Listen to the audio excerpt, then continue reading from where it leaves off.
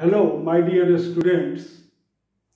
I am Parasnath Singh is going to discuss on the topic that is projectile and projectilic motion.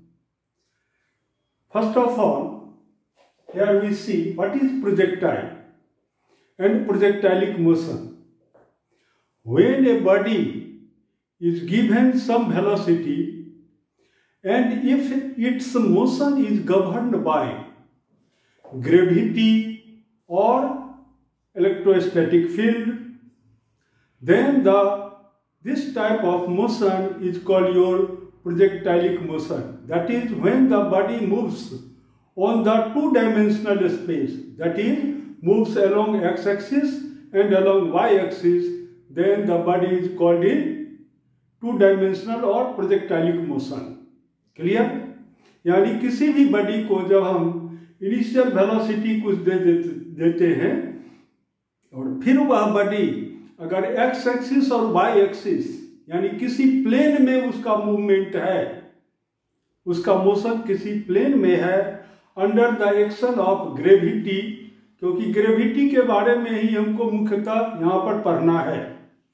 तो अगर gravity के under में यानी gravitational force के under में अगर मोशन है और टू डायमेंशनल मोशन हो तो ऐसे मोशन को हम लोग कहते हैं प्रोजेक्टाइलिक मोशन। और उस बॉडी को जो कि दो एक्सिस पर मूव कर रहा है उस बॉडी को हम लोग कहते हैं प्रोजेक्टाइल। समझे इस बात को? Next is your the path travelled by the projectile. Projectile यानी वह बॉडी जिस पाथ पर मूव कर रहा है उस पाथ को हम लोग कहते हैं ट्रेजेक्टरी ऑफ दैट प्रोजेक्टाइल और ऑफ दैट बॉडी। क्लियर? यहां तक तो समझ में आना चाहिए। अब देखें, किसी बॉडी को जो हम प्रोजेक्ट करते हैं तो डिफरेंट तरीके से करते हैं। जैसे फर्स्ट जो मेथड है हमारा यानी प्रोजेक्ट करने का यानी थ्रो करने का, उसको हम लोग कहते हैं हॉरिजॉन्टल प्रोजेक्शन। तो अब देखें हम लोग हॉरिजॉन्टल प्रोजेक्शन क्या है।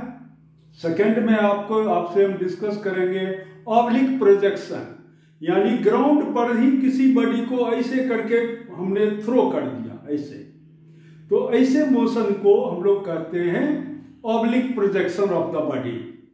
तो एक एक करके देखें, कई और भी हैं, सब पर हम डिस्कस करेंगे। First is your horizontal projection. देखें हॉरिजॉन्टल प्रोजेक्शन क्या है। तो first is your horizontal projection. Horizontal projection देखें ये क्या है। हॉरिजॉन्टल प्रोजेक्शन देखें ये कहता है कि कोई मान लीजिए कि ये कोई टावर है, ये हमारा है एक्स एक्सिस, ये है ओरिजिन, और ये कोई टावर है यानी वाई डायरेक्शन में ये टावर है, हाइट है इसका वाई डायरेक्शन में, इसका हाइट है यहां से एच हाइट है, टावर का हाइट है एच। अब यहां पर कोई बॉडी है ये, इसमें आपने यू वेलोसिटी से हॉरिजॉन्टली, इसलिए इसका नाम है हॉरिजॉन्टल प्रोजेक्शन। तो हॉरिजॉन्टली आपने यहां पर इसको मूव कर दिया। तो देखें अब इसका मोशन कैसा होगा। हम नेक्स्ट एक मार्कर ले लेते हैं, देखें आपने।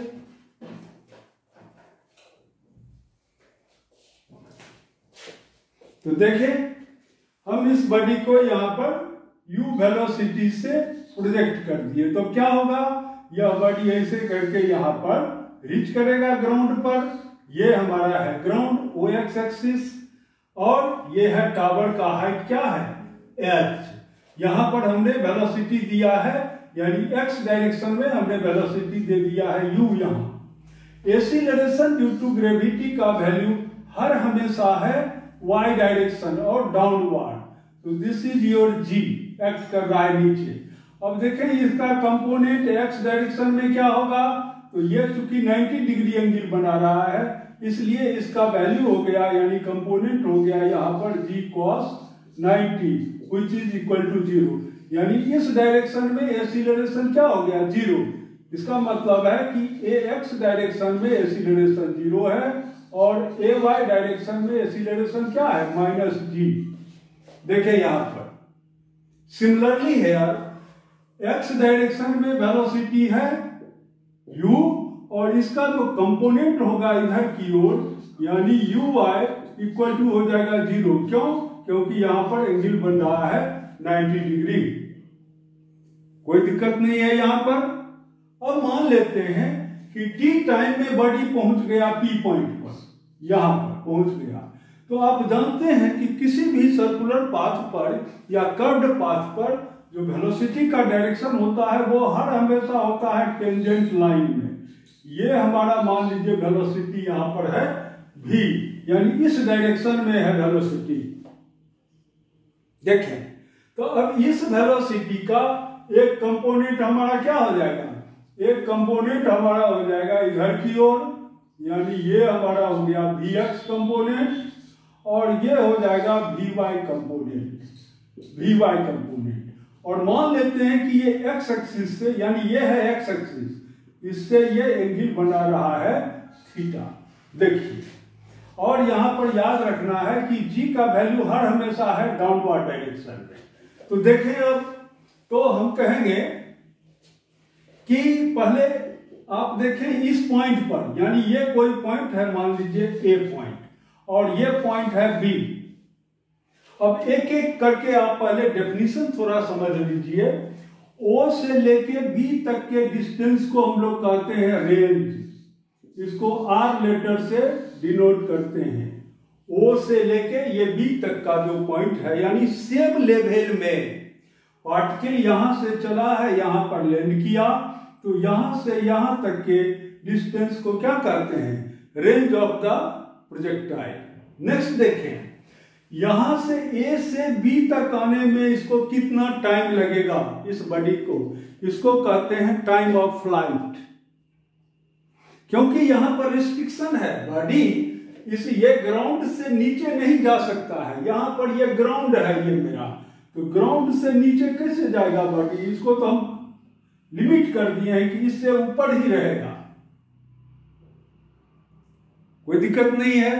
तो यहां से जो बॉडी यहां पर आ रहा है, कितना टाइम लिया, इस टाइम को ही हम लोग कहते हैं टाइम ऑफ फ्लाइट। और याद रखें O से लेके B तक के डिस्टेंस को हम लोग कहते हैं रेंज ऑफ द प्रोजेक्टाइल। तो एक एक करके हम लोग निकालेंगे वैल्यू। पहले तो यहां पर v वैल्यू निकालेंगे, v कितना होगा, यानी velocity at the point P क्या होगा। नेक्स्ट हम लोग निकालेंगे टाइम ऑफ फ्लाइट कितना होगा, फिर निकालेंगे रेंज कितना होगा, फिर निकालेंगे कि इस ट्रेजेक्टरी का इक्वेशन कैसा होगा। इतने पॉइंट्स हैं इसमें, यानी इतने चीजों का डेरिवेशन आपको करना है। देखिए कैसे हम लोग करेंगे। तो हम लोग मान लेते हैं यहां पर कि A से P तक आने में बॉडी को टाइम कितना लगता है, T। और A पॉइंट पर, यानी at point A point initial velocity हमने दिया है u अलोंग x डायरेक्शन। तो इसका मतलब है कि ux इक्वल टू क्या है, u, और uy कितना है, तो दिस इज 0। और देखें A पॉइंट पर, यानी एक्सीलरेशन अलोंग x डायरेक्शन कितना है, 0, लेकिन ay acceleration due to gravity along y direction क्या है, -g। देखेंगे इतना बातें तो हमको बिल्कुल याद रहना चाहिए। अब चलें A से P तक आने में बॉडी को लगता है टाइम T। तो अब देखिए Vx हम कैसे निकाल लेंगे कि Vx इक्वल टू वाट, तो ये हो जाएगा ux plus ax into T. है ये 2 डायमेंशनल मोशन। कहने का मतलब कि यह बॉडी x एक्सिस पर और y एक्सिस पर दोनों पर मूव कर रहा है, लेकिन इसका जो हम लोग कैलकुलेशन करेंगे उसमें हम 1 डायमेंशनल मोशन का हेल्प लेंगे। तो आप जानते हैं कि this is the first kinematic equation, that is v equal to u plus at। इसी में हमने डायरेक्शन दे दिया x एक्सिस में क्या होगा। तो देखिए x एक्सिस में वेलोसिटी क्या है u, और ax कितना है 0 इंटू टी, तो क्या हो गया u। देखें यहां पर सिमिलरली vy कितना होगा, वेलोसिटी अलोंग y डायरेक्शन, यानी ये वेलोसिटी कितना होगा, तो इनिशियल वेलोसिटी है 0, तो इसको हम लोग लिखेंगे uy plus ay into t, this equal to uy हो गया 0 और माइनस ay का वैल्यू है माइनस, तो माइनस gt। देखिए ये इसका मतलब है कि v कितना होगा, देखिए तो अब इसको हम वेक्टर, अगर हमको कहता है कि फाइंड द वेक्टर, ये यानी वेलोसिटी वेक्टर कितना होगा, तो कैसे फाइंड आउट कर देंगे, देखिए कैसे फाइंड आउट करेंगे हम लोग। तो वेलोसिटी वेक्टर अब हम लिख रहे हैं ऐसे, v इक्वल टू क्या होगा, तो v इक्वल टू हमारा हो जाएगा vx प्लस vy। देखिए तो vx इक्वल टू हमारा क्या था, दिस इज u, तो इसको u i भी लिख सकते हैं और प्लस vy कितना है माइनस gt, तो यहां पर हम लोग यहां पर लिख देंगे माइनस gt j, यानी इसको हम ऐसे भी लिख सकते हैं ui माइनस gt j। देखिए ये हमारा वेक्टर में हो गया, this is the vectorial velocity. अब चलिए अगर हमको कहता है कि नहीं इस वेलोसिटी का मैग्नीट्यूड भी फाइंड आउट करो, तो मैग्नीट्यूड कैसे निकाल लेंगे, तो v इक्वल टू, देखिए दिस इज द मैग्नीट्यूड, तो this equal to root under, ये हमारा हो गया इसका स्क्वायर यानी u square plus g square t square, ये मैग्नीट्यूड निकल गया इसका, यानी p पॉइंट पर v का मैग्नीट्यूड कितना है, वेलोसिटी का मैग्नीट्यूड, देखिए फाइंड आउट हो गया हमको। फिर हमको कह सकता है कि find the here theta angle, यानी यह भी x एक्सिस के साथ या vx वेलोसिटी के साथ कितना एंगल बना रहा है, तो कैसे निकाल लेंगे, तो मान लीजिए कि थीटा एंगल बना रहा है, तो हम कहेंगे टेन थीटा इक्वल टू, अब टेन थीटा इक्वल टू आप जानते हैं, तो ऐसे आप बना सकते हैं इसको ऐसे, देखिए तो ये हमारा क्या हो गया, ये ऐसे ले लीजिए आप, ऐसे लीजिए तो और भी क्लियर हो जाएगा आपको, ऐसे ले लीजिए, तो tan theta equal to what, तो tan theta equal to this upon this, यानी या आप ऐसे याद रखिए कि ये y component divided by x component, तो y कंपोनेंट क्या है मेरा, ये है minus gt divided by I component है u, तो दिस इज योर एंगल, यानी ये हमारा है angle made by the resultant velocity यानी v with the x axis, तो ये मेरा इतना हो गया, कोई दिक्कत नहीं है यहां पर, यानी P पॉइंट पर जो वेलोसिटी है हमारा, उसका हमने हर एक पॉइंट को डिस्क्राइब कर दिया यहां, कि उसका वेक्टर क्या होगा, उसका मैग्नीट्यूड क्या होगा, यानी वेक्टर वेलोसिटी क्या होगा, उस वेक्टर वेलोसिटी का मैग्नीट्यूड क्या होगा और उसका डायरेक्शन क्या होगा। आपने तीनों चीजों को समझ लिया है। देखें अब चलिए हम निकालते हैं कि टाइम ऑफ फ्लाइट कितना होगा इसका, तो देखिए टाइम ऑफ फ्लाइट कैसे निकाल देंगे हम लोग, तो अब यहां पर लिखेंगे हम लोग टाइम ऑफ फ्लाइट, यानी टाइम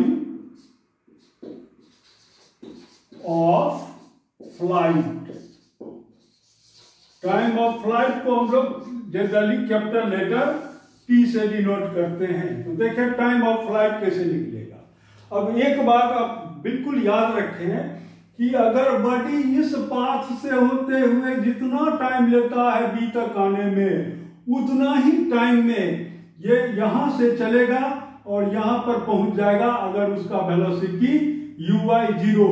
कहने का मतलब इस पर हमने एक वेलोसिटी ऐसे एक्ट कर दिया x डायरेक्शन में, और दूसरे बॉडी अगर सिमिलर ऐसा ही बॉडी हो और इसको जस्ट यहां से हमने छोड़ दिया, यानी यहां से u इक्वल टू 0 वेलोसिटी से ड्रॉप कर दिया, तो जितने टाइम में ये बॉडी यहां पहुंचेगा उतने ही टाइम में ये भी बॉडी O पॉइंट पर पहुंच जाएगा।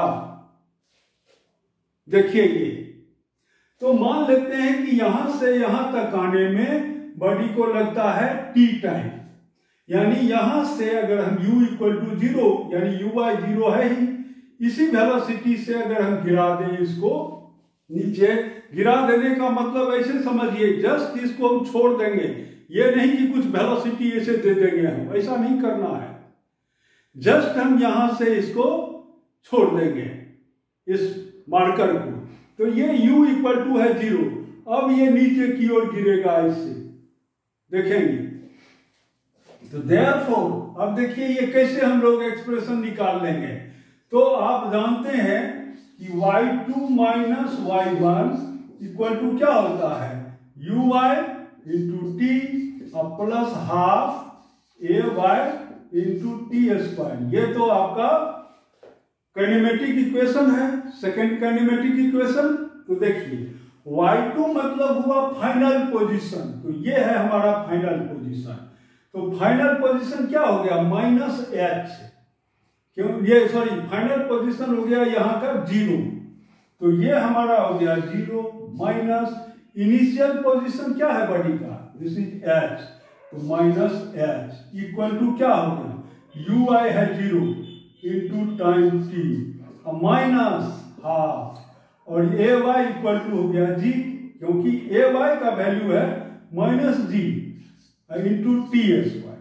तो देखिए अब यहां पर क्या हो गया, minus minus cancel, therefore t equal to क्या हो गया हमको 2h अपॉन g का square root.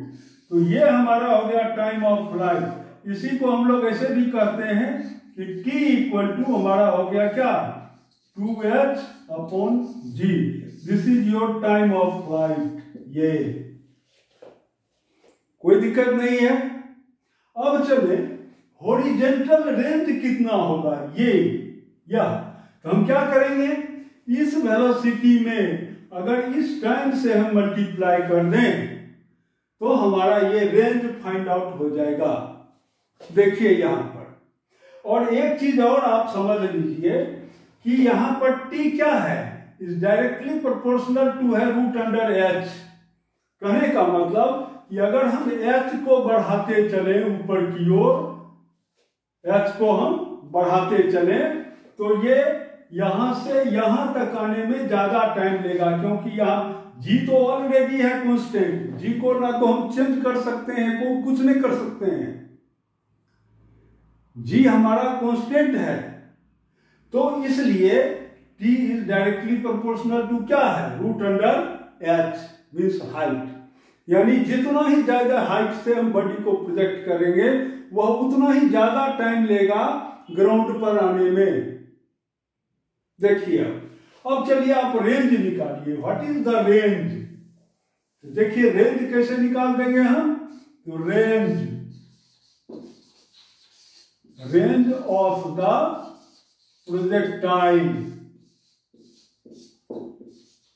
Range of the projectile. तो देखिए इसमें हम क्या करेंगे, तो ये मान लीजिए कि है OB, OB means x axis, OB distance जो हमारा है इसको हम मान लेते हैं x, तो दिस इज योर r, क्योंकि x का मतलब है कि यहां से यही से, तो ये डिस्टेंस हमारा है x, उतना ही डिस्टेंस यहां भी है ये r, तो देयरफॉर r इक्वल टू क्या होगा हमारा, तो लिखेंगे इसमें ux into T plus half ax into t square. तो देखिए ax क्या है, 0 है यहां पर, देखिए ये, तो देयरफॉर योर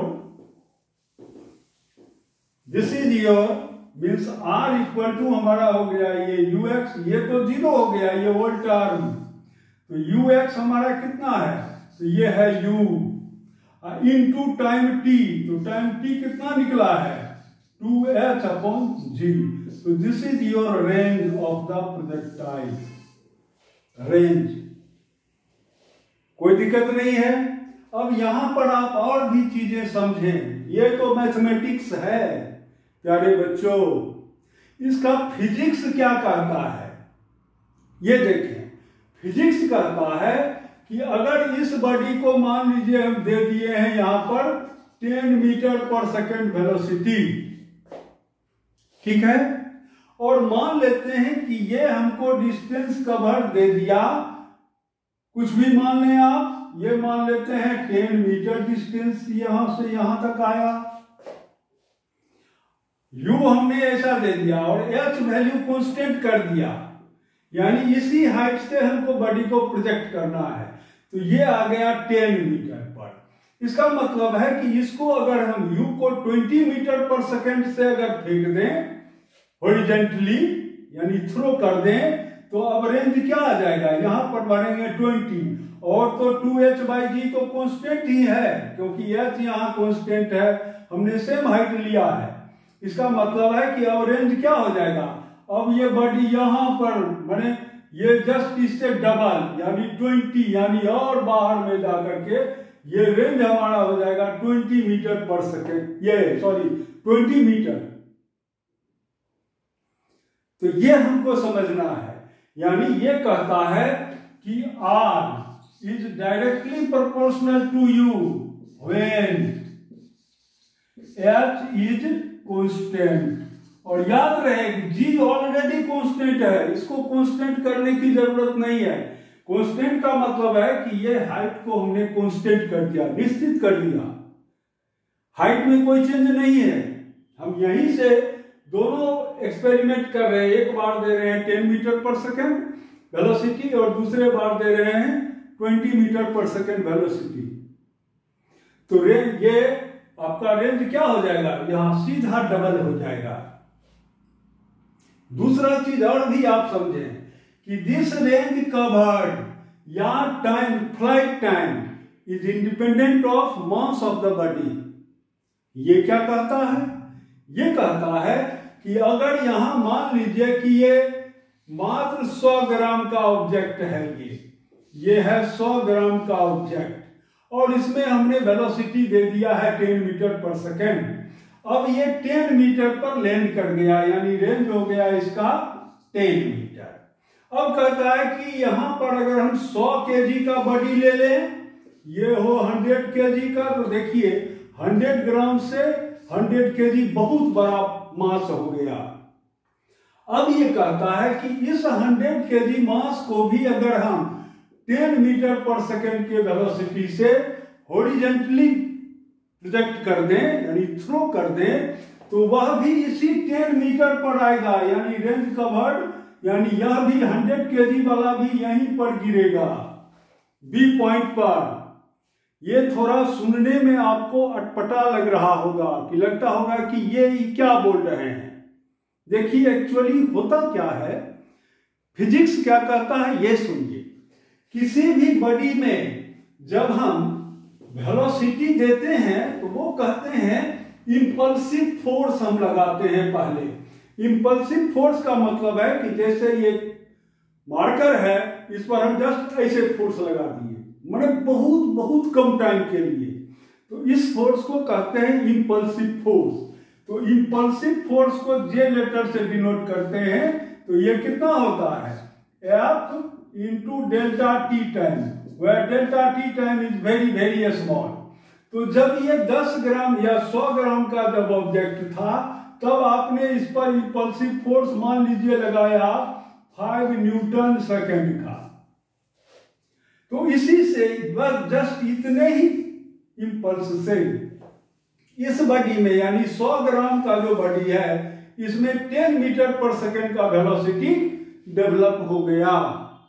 अब हम चाहते हैं कि 100 केजी का कोई बॉडी है, इसमें सेम वेलोसिटी डेवलप हो, तब हमको क्या करना पड़ेगा कि तब हमको ये जो इंपल्सिव फोर्स है, यह जो इंपल्सिव फोर्स है, यह बहुत ही बड़ा इंपल्सिव फोर्स हमको लगाना पड़ेगा।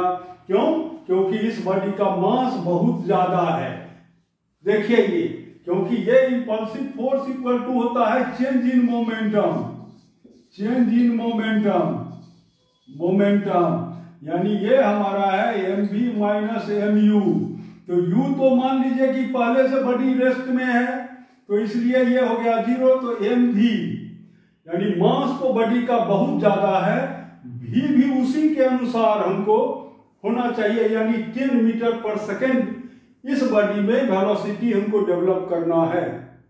तो मास चूंकि बहुत बढ़ गया है, तो पहले तो आपने 5 न्यूटन पर सेकेंड, ये 5 न्यूटन सेकेंड का इंपल्सिव फोर्स एक्ट कर दिया था। अब आपको मान लीजिए 10,000 न्यूटन सेकेंड का मान लेते हैं, ये कैलकुलेटेड वैल्यू हम नहीं बोल रहे हैं, लेकिन इस इंपल्सिव फोर्स से बहुत ज्यादा इंपल्सिव फोर्स यहां लगाना पड़ेगा, तब जाकर के इस बॉडी में 10 मीटर पर सेकेंड का वेलोसिटी डेवलप होगा।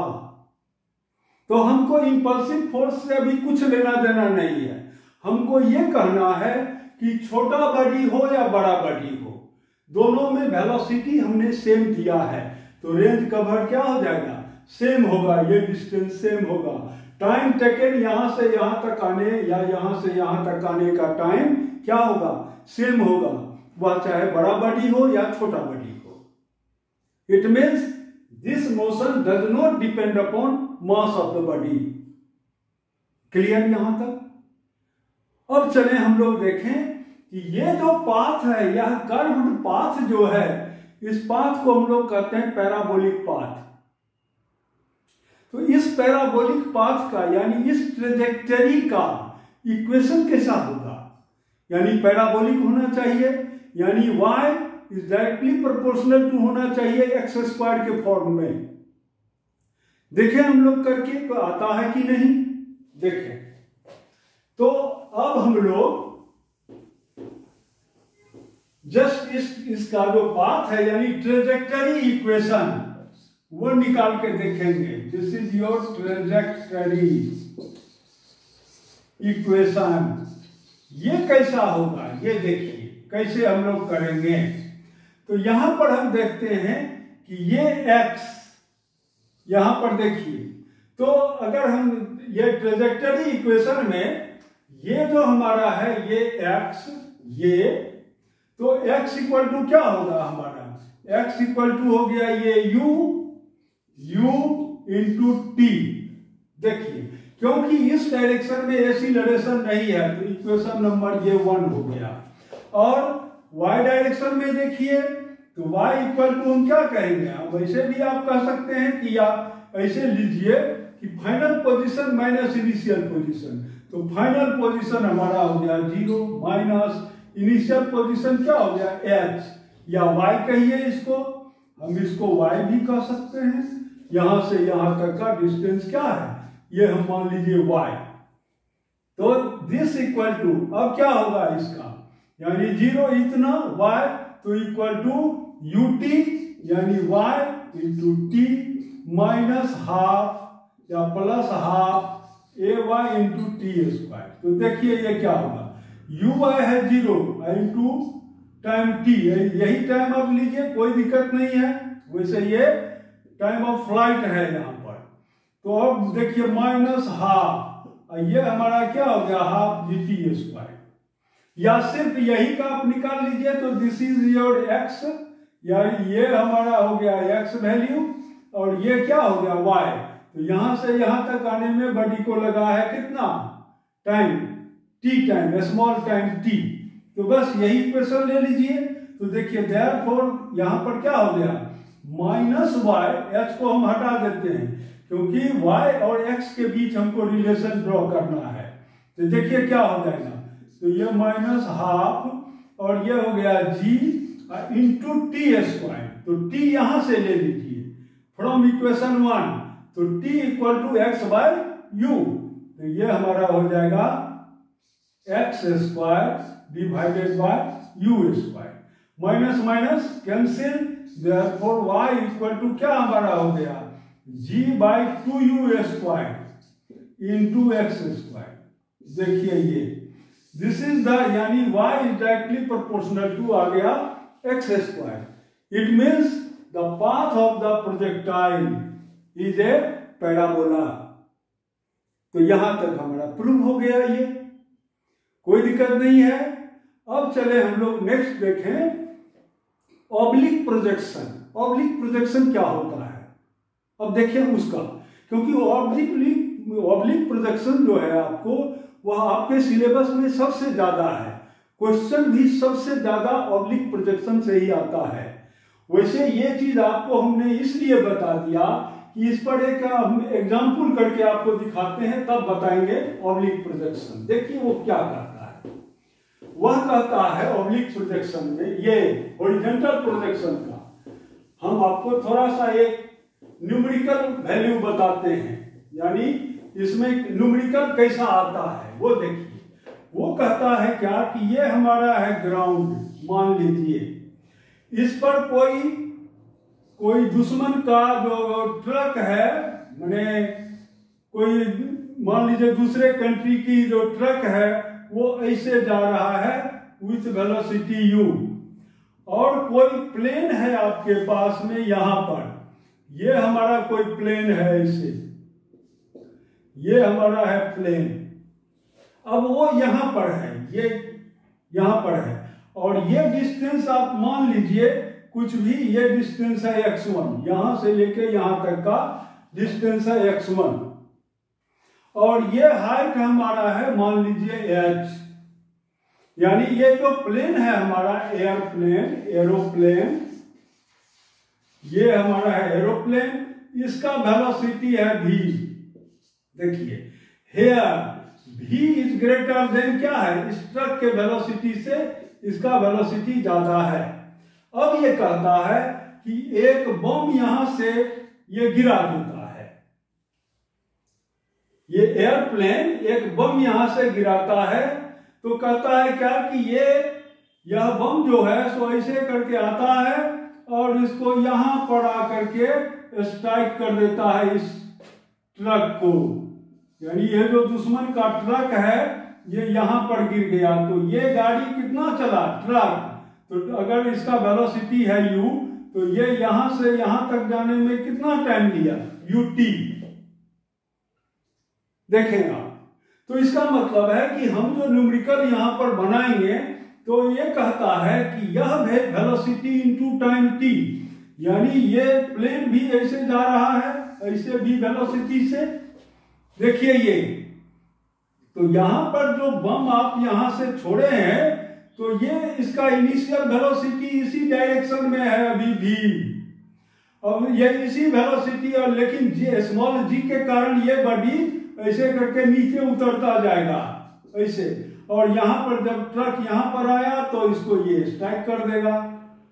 देखिए तो फर्स्ट इक्वेशन मेरा क्या बनेगा यहां पर, तो ये बनेगा कि यह वेलोसिटी इंटू टी, यानी v into t must be equal to for striking the truck by the bomb.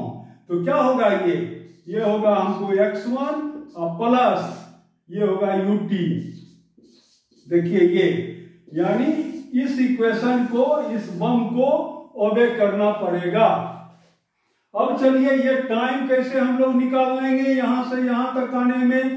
तो ये तो वेलोसिटी, चूंकि प्लेन का वेलोसिटी है v, इसलिए ये हॉरिजॉन्टल वेलोसिटी का बम का जब ये y कंपोनेंट होगा, यानी vy जो होगा वो क्या होगा, 0। यानी प्लेन का जो वेलोसिटी है ये है v, इसका कंपोनेंट y डायरेक्शन में क्या है, 0।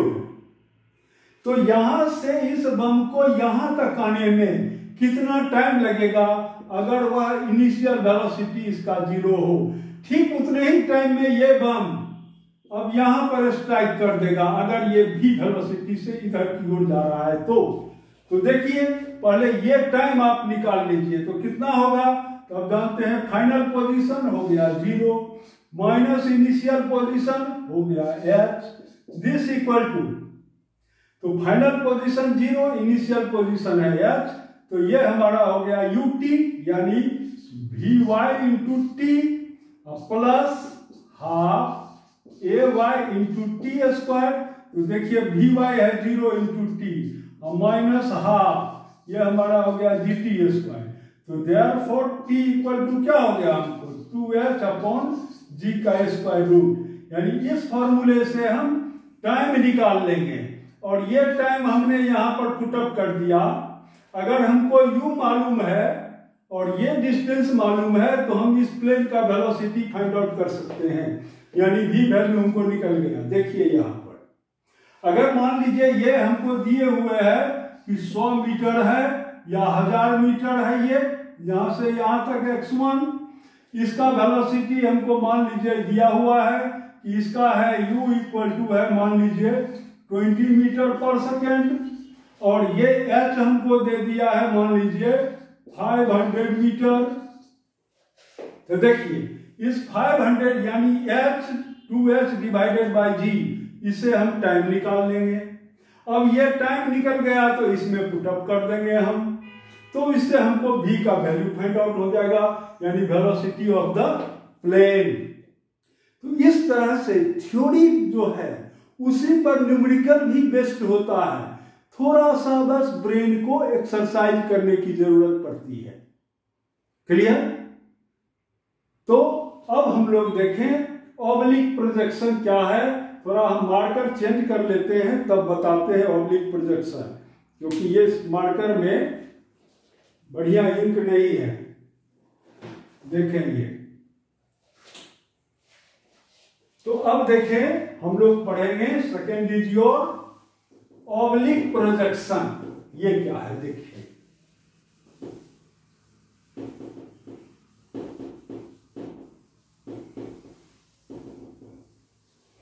Second is your oblique projection.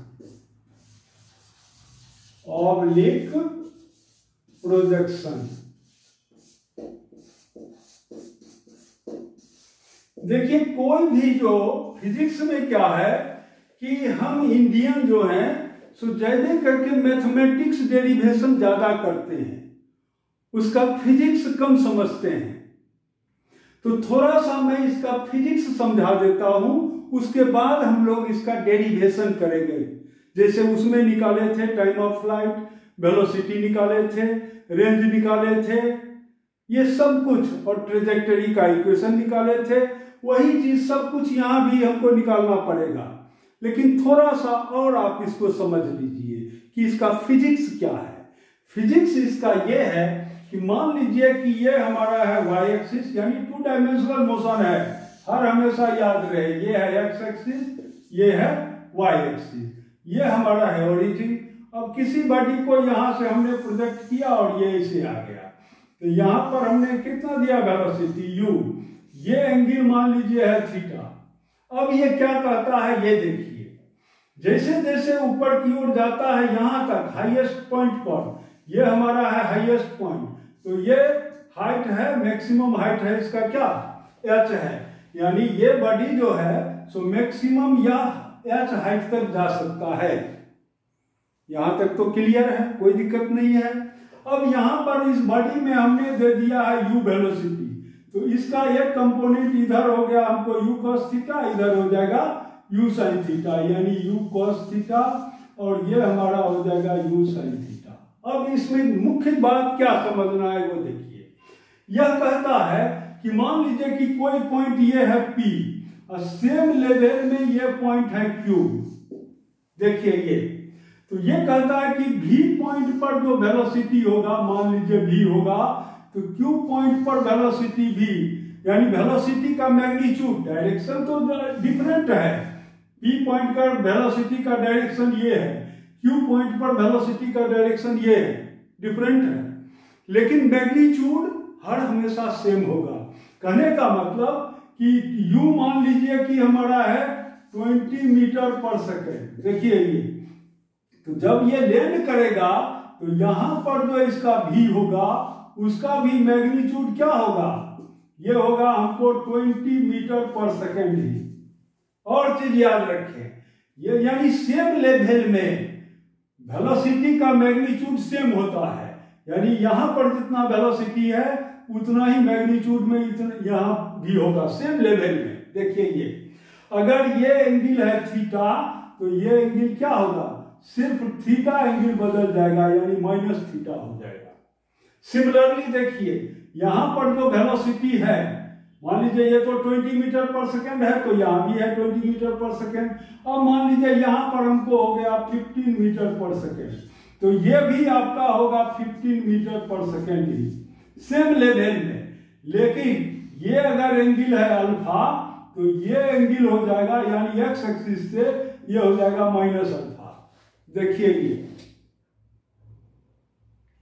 हम इसको law of conservation of mechanical energy से भी प्रूव कर सकते हैं, लेकिन वो बाद की बात है, आप उससे भी इसको प्रूव कर सकते हैं। नेक्स्ट आप देखें और क्या क्या समझना है हमको। हाईएस्ट पॉइंट पर चूंकि जी का वैल्यू एक्ट कर रहा है नीचे की ओर, हर हमेशा वर्टिकली डाउनवर्ड डायरेक्शन में, इसलिए एक्स डायरेक्शन में वेलोसिटी ये एक्सीलरेशन है ही नहीं, यानी ए एक्स इक्वल टू क्या हो गया 0, यानी एक्स डायरेक्शन में वेलोसिटी हर हमेशा कांस्टेंट रहेगा। कहने का मतलब कि यहां पर है u cos थीटा, तो यहां भी होगा ये u cos थीटा ही, यहां भी यह वेलोसिटी क्या है u cos थीटा ही होगा। हाईएस्ट पॉइंट पर भी वेलोसिटी क्या है u cos थीटा ही है, जबकि हाईएस्ट पॉइंट पर vy वैल्यू हो गया 0, यानी वेलोसिटी इन अलोंग y डायरेक्शन ये हो जाएगा 0, क्योंकि अब बॉडी इससे ऊपर नहीं जा सकता है, इसलिए vy कंपोनेंट हो गया 0। लेकिन ये u cos थीटा हर हमेशा यहां पर है ये u cos थीटा, क्योंकि इधर की ओर एक्सीलरेशन है ही नहीं, तो जब एक्सीलरेशन या डिसीलरेशन कुछ भी नहीं है एक्स डायरेक्शन में, तो यह वेलोसिटी हर हमेशा सेम रहेगा, यहां भी ये रहेगा क्या u cos थीटा ही।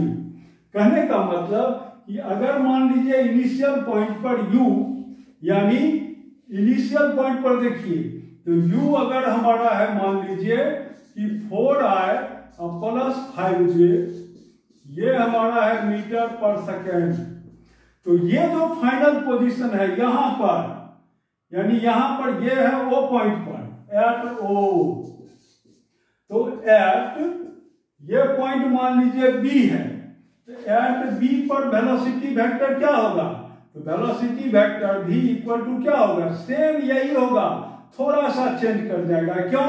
क्योंकि ये x कंपोनेंट तो उतना ही होगा, यानी ये उतना ही होगा, लेकिन y कंपोनेंट बदल रहा है। ये इसका डायरेक्शन देखिए, यहां पर इसका u sin थीटा इधर है, यहां पर क्या हो गया अपोजिट हो गया, तो इसको हम क्या लिख सकते हैं, यानी b पॉइंट पर जो वेलोसिटी वेक्टर होगा ये 4i तो होगा ही, और यहां पर हो जाएगा -5g, इतना हम लिखेंगे मीटर पर सेकेंड।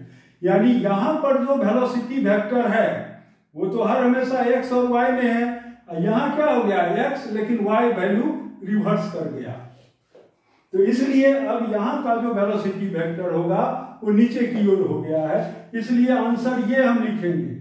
अगर किसी क्वेश्चन में दिया हुआ है कि initial velocity of the particle is here 4i plus 5j.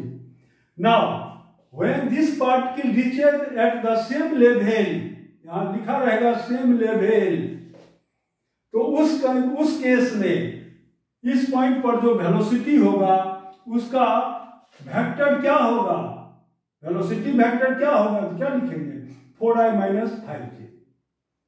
देखिए ये, तो ये सब वैल्यू जो है सिंपल वैल्यू है, इस बात को हमको समझना चाहिए। और भी देखिए और भी बहुत चीजें हैं, लेकिन अब हम आपको स्टार्ट कर रहे हैं डेरिवेशन। डेरिवेशन हम लोग कैसे करेंगे, फिर आपको और भी चीजें हम बताएंगे। देखिए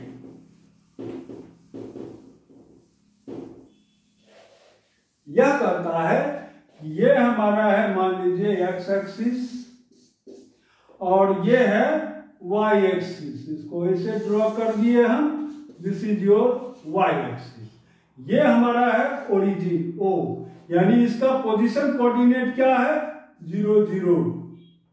अब देखिए किसी बॉडी को यहां पर हम प्रोजेक्ट किए with velocity u making angle theta with x axis, तो बॉडी क्या होगा, इससे ये लैंड करेगा, तो यहां पर इसका वेलोसिटी हो गया u मेकिंग एंगल है थीटा।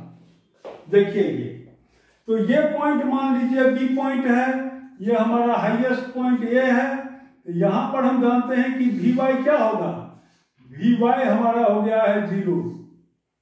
देखिए लेकिन एक एक करके हम समझाते हैं। मान लीजिए कि टी टाइम में बॉडी पहुंच गया यहां पर पी पॉइंट पर, यहां से ओ पॉइंट से पी तक जाने में बॉडी को कितना टाइम लगता है, स्मॉल टी टाइम लगता है, हम ये मान लिए हैं।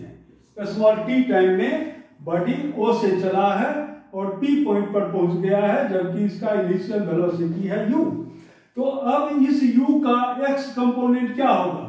तो this is your u cos theta, और y कंपोनेंट क्या होगा?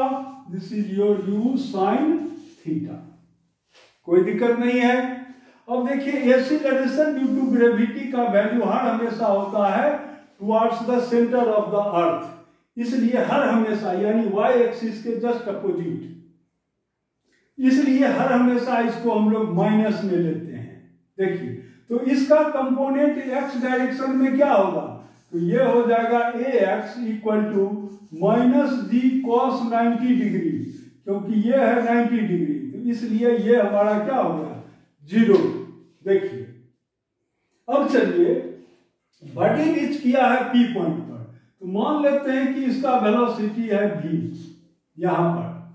तो v जब वेलोसिटी है तो ये x एक्सिस के साथ एंगल बना रहा है, मान लीजिए बीटा, और इसका एक कंपोनेंट हो जाएगा ये, यानी ये हमारा हो गया vx ये कंपोनेंट, और ये y डायरेक्शन में कंपोनेंट हो गया कितना? vy। देखिए तो यहां पर हमको निकालना है vx वैल्यू, vy क्या होगा और फिर v क्या होगा p पॉइंट पर। देखिए कैसे हम लोग निकाल लेंगे। तो here vx equal to what? This is your ux plus ax into t। Therefore vx equal to हमारा क्या हो गया? ux में है u cos थीटा, तो this is your u cos theta, और एक्सीलरेशन तो ax है 0, तो वो हो गया 0, तो ये टर्म हमारा हो गया क्या? कंप्लीट 0 हो गया, तो सीधा हमको निकल गया u cos theta. Now similarly vy component कितना होगा? ये vy, तो कैसे लिखेंगे? तो अब लिखेंगे uy plus ay into t। देखिए तो uy हमारा है ये u sin थीटा, तो this is your u sin theta, और ay का डायरेक्शन है नीचे y डायरेक्शन में, देखिए ये, तो ये हमारा हो गया माइनस g इंटू टी। अगर हमको पूछेगा कि अब आप इस वेलोसिटी वेक्टर फाइंड आउट करें एट द पॉइंट P, तो वेलोसिटी वेक्टर कितना होगा? तो ये हमारा हो गया vx प्लस vy। देखेंगे तो देयरफॉर vx कितना है? u cos थीटा है, तो इसको लिख सकते हैं हम ऐसे कि this equal to u cos theta i x direction में है, this is the unit vector, plus vy कितना है? इतना, यानी u sin theta minus gt, ये हो गया j। देखिए ये कोई दिक्कत नहीं है यहां तक। तो ये हमारा हो गया velocity vector at the point P। यहां पर इस वेलोसिटी वेक्टर का डायरेक्शन और मैग्नीट्यूड हो गया इतना। अब हमको अगर कहता है कि find here magnitude of this vector, this velocity vector, तो मैग्नीट्यूड हम कैसे निकाल देंगे? तो मैग्नीट्यूड निकालने के लिए हम ऐसे लिखेंगे v इसका मैग्नीट्यूड, तो दिस इक्वल टू, अब देखिए i और j के बीच का एंगल कितना है? 90 डिग्री, तो हम ऐसे लिख सकते हैं दिस का स्क्वायर प्लस दिस का स्क्वायर प्लस 2ab में लिखेंगे u cos थीटा, फिर लिखेंगे ये, और दोनों के बीच का एंगल है 90 डिग्री, तो लास्ट टर्म हमारा हो जाएगा 0। तो इसको हम ऐसे भी लिख सकते हैं दिस इज योर vx का स्क्वायर प्लस vy का स्क्वायर, प्लस ऐसे भी लिखते हैं कि 2 vx vy, और vx और vy यानी i और j के बीच का एंगल है 90 डिग्री, तो ये हमारा हो गया cos 90, तो ये होल टर्म हो गया 0। देखिए यहाँ, इसलिए यहां पर अब हम ऐसे लिख देंगे कि दिस इक्वल टू vx कितना है आपका? तो u cos थीटा है, तो this is your u cos theta का होल स्क्वायर, प्लस, और ये कितना है? u, this is your u sin theta minus gt का होल स्क्वायर। ये हमारा हो गया मैग्नीट्यूड ऑफ v। कोई दिक्कत नहीं है यहाँ पर। अब देखिए ये टेंजेंट यानी स्लोप क्या होगा, ये जो वेलोसिटी वेक्टर है इसका एक्स एक्सिस के साथ ये कितना एंगल बना रहा है, क्योंकि यह भी वैल्यू जानना बहुत जरूरी है। बहुत ऐसा क्वेश्चन आएगा कि आपको कहेगा स्लोप फाइंड आउट करने के लिए किसी एक पॉइंट पर, तो देखिए स्लोप कितना हो जाएगा इसका। तो स्लोप हो जाएगा हमको कि 10 बीटा यानी 10 बीटा इक्वल टू, तो y divided by x component. तो y में क्या है हमको, ये है u sine theta minus gt, ये gt और डिवाइडेड बाय ये term, this is your u cos theta. देखिए देयरफॉर बीटा इक्वल टू क्या होगा, 10 इनवर्स इतना, यानी इस वैल्यू को भी आपको समझना है, कोई दिक्कत नहीं है। अब चलिए देखिए, तो हमने P पॉइंट पर जो वेलोसिटी वेक्टर है उसका एक एक चीज को समझ लिया कि कैसे फाइंड आउट करना है। अब आप नेक्स्ट देखें कि टाइम ऑफ फ्लाइट हम कैसे निकाल लेंगे। देखिए टाइम ऑफ फ्लाइट हम कैसे निकाल लेंगे, तो नाउ टाइम ऑफ फ्लाइट देखिए, या आप इक्वेशन भी फाइंड आउट कर सकते हैं, पहले जो आपको इच्छा हो वही होगा। तो देखिए हम निकाल रहे हैं पहले टाइम ऑफ फ्लाइट। तो नाउ ए में हम लिखेंगे क्या, time of flight, time of flight, this is represented as the letter t, capital T.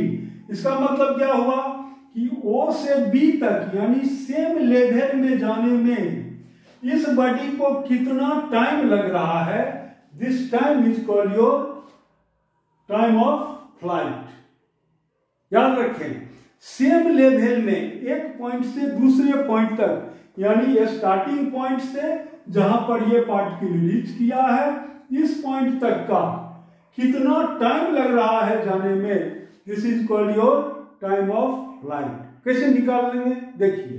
तो अब हम जानते हैं कि since we know that y2 minus y1, this is the displacement along y direction, तो दिस इक्वल टू क्या होगा हमारा, ये होगा uy इंटू टी।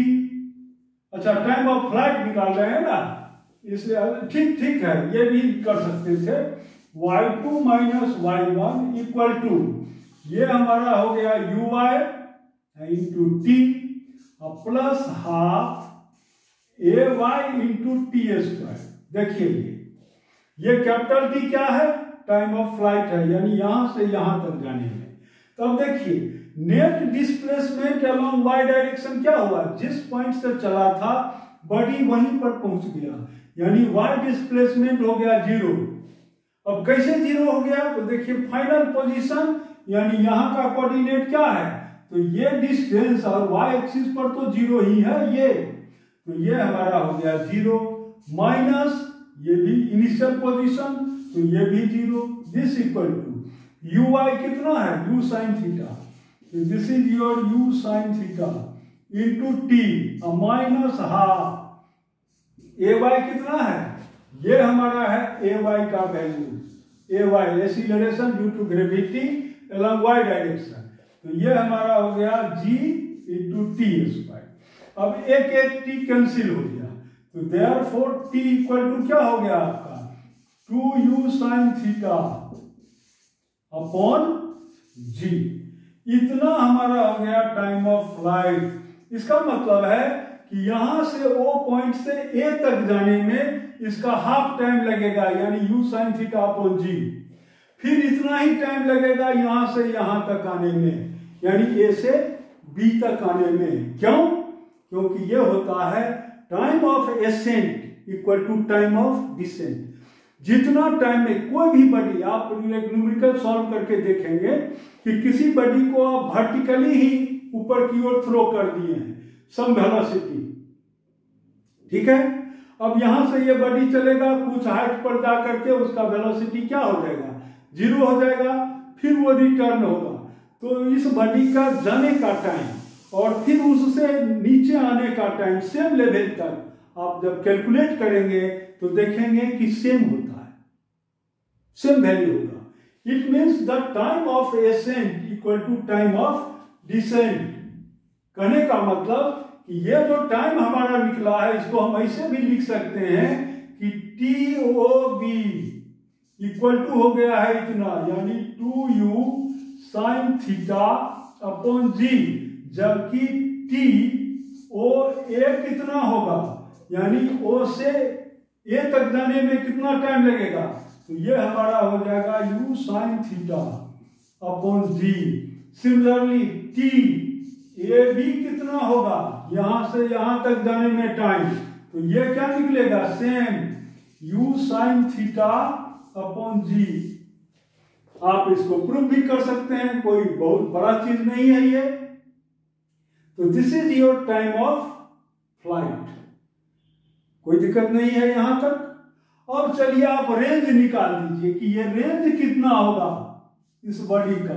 तो मान लेते हैं कि यहां से O से लेके B तक का जो डिस्टेंस कवर्ड है वो है R। तो देखिए अब R वैल्यू हम कैसे फाइंड आउट कर लेंगे, देखिए यहां पर R वैल्यू हम लोग फाइंड आउट कर सकते हैं। तो इसको हम लोग कहते हैं range, range of the projectile, of the projectile. देखिए ये कैसे निकाल लेंगे हम, तो रेंज का मतलब हुआ दिस इज OB डिस्टेंस, यानी x एक्सिस पर डिस्टेंस। तो इसको हम लिख सकते हैं ux इंटू ये t, क्योंकि ये जो t हमारा है यानी यहां से यहां तक जाने का टाइम, देखिए यानी TOB वाला लेंगे ये टाइम, तो t हो गया हमको, अब प्लस हाफ, अब ये हमारा हो गया AX इंटू टी स्क्वायर। तो देखिए AX वैल्यू हर हमेशा क्या है, 0, तो ये टर्म हो गया आपका 0। तो this equal to UX into t, तो UX कितना है हमारा, U cos थीटा, तो this is your U cos theta into time t।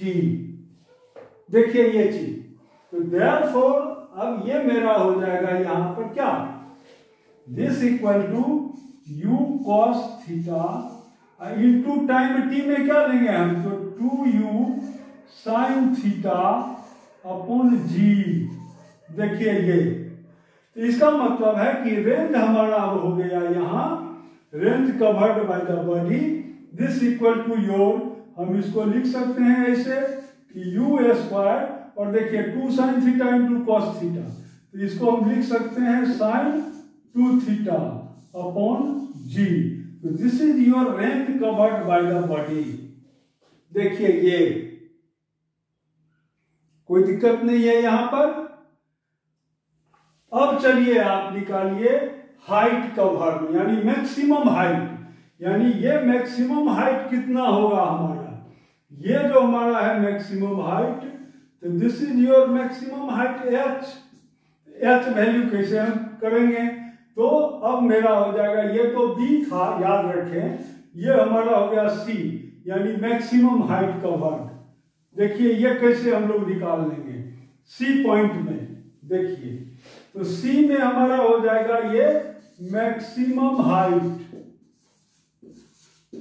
Maximum height covered, या ट्रेवल्ड कहिए, कवर्ड बाय द प्रोजेक्टाइल। तो देखिए, तो यानी A पॉइंट पर हम देखते हैं Vy वैल्यू क्या है, 0 है, तो यहां हम लिख सकते हैं कि Vy का स्क्वायर माइनस Uy का square equal to 2AY into H, just y direction में हम ले रहे हैं, तो Vy क्या हो गया, 0 का स्क्वायर माइनस Uy है तो U sin थीटा, तो U square sine square theta equal to minus 2 AY है हमारा माइनस G इंटू H। देखिए माइनस माइनस कैंसिल, तो ये क्या हो जाएगा, देयरफॉर H इक्वल टू हमारा हो गया ये U square sine square theta upon 2G। This is your maximum height. देखिए ये हमारा एक्सप्रेशन हो गया मैक्सिमम हाइट का। कोई दिक्कत नहीं है।